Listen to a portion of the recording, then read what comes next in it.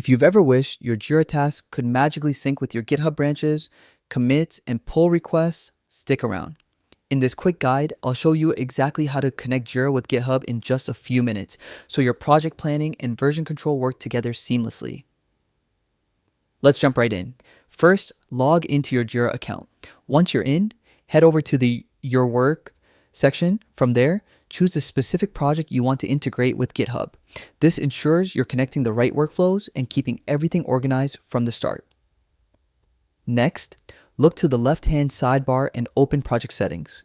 This is where all your configuration options live. Inside Project Settings, find the Toolchain section. Toolchain is basically your integrations hub. It's where Jira lets you connect external tools like GitHub. Now, once you're in Toolchain, look for GitHub for Jira, click on it, and then select Get It Now. This begins the installation process for the integration app. It's quick, and you only need to follow the prompts on the screen. After that, Jira will ask you to authenticate your GitHub account. Simply log into GitHub when prompted and authorize the connection.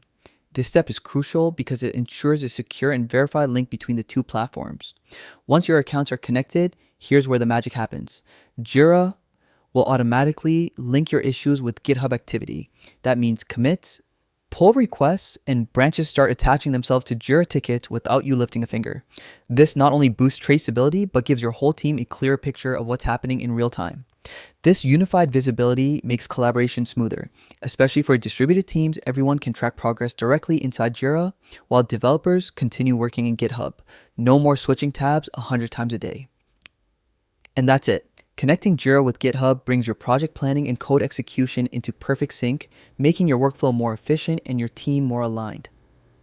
If this guide helped you, don't forget to like, subscribe, and drop a comment below.